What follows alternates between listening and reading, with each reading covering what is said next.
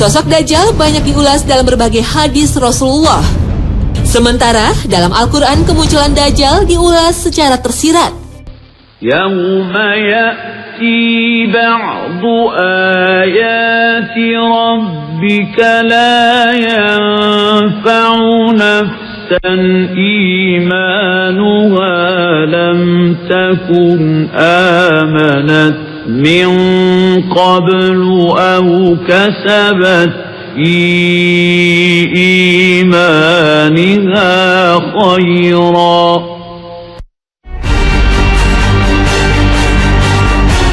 Secara fisik, Dajjal adalah seseorang dari bangsa manusia yang matanya buta sebelah, tapi memiliki ciri khusus. Pada dahinya tertulis sebuah kalimat dalam huruf Arab, yaitu kafaro, yang berarti kafir.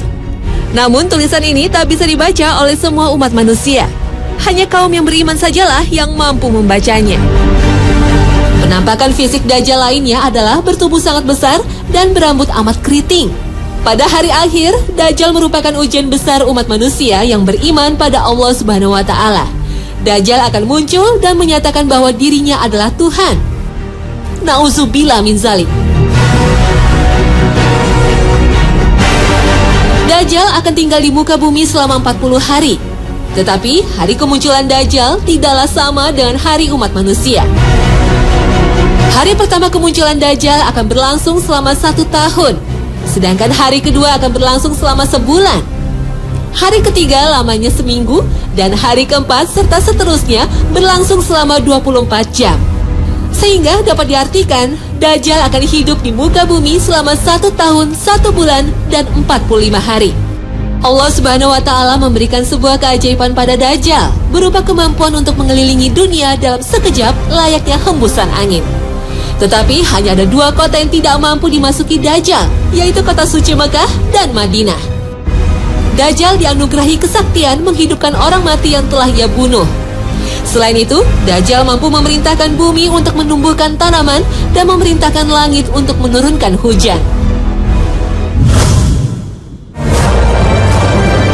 Sesungguhnya Dajjal telah hidup dan tinggal di tengah lautan di sebuah pulau yang berada di sebelah timur kota Madinah dalam keadaan terbelenggu oleh ikatan besi yang sangat kuat.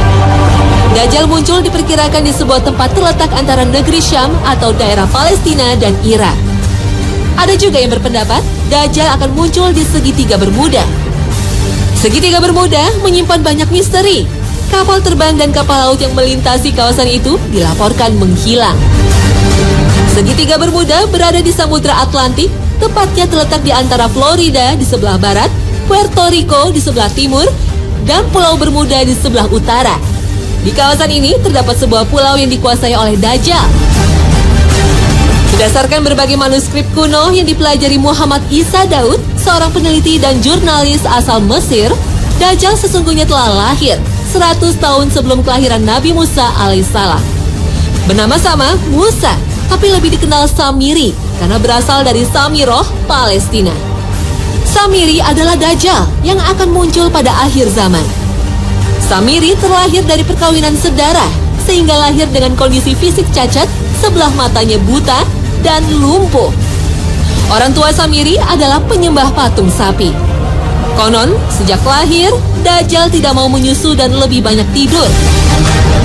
Saat negeri Samira dilanda bencana tsunami, Samiri terapung di laut dan terhempas di sebuah pulau terpencil.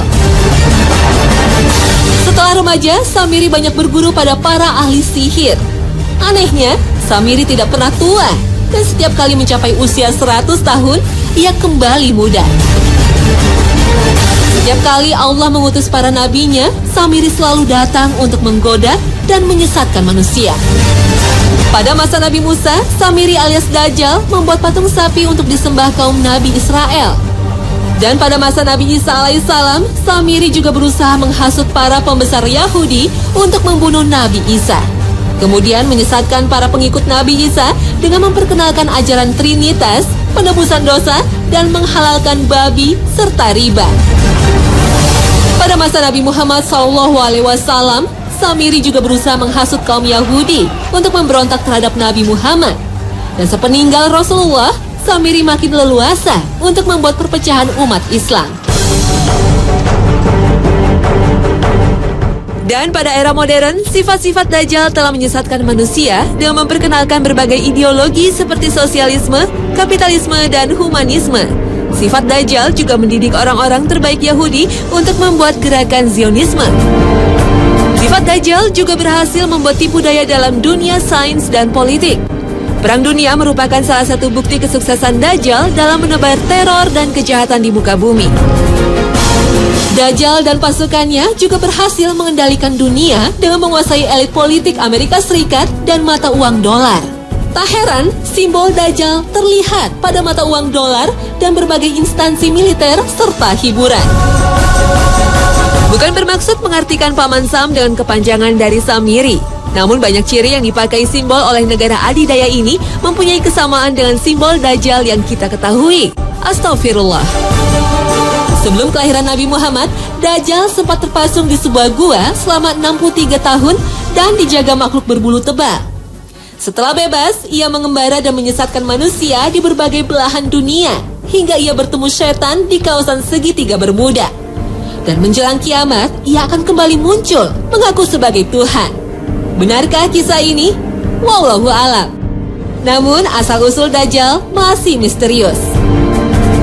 Sebagaimana iblis, Dajjal adalah makhluk yang ditangguhkan kematiannya oleh Allah.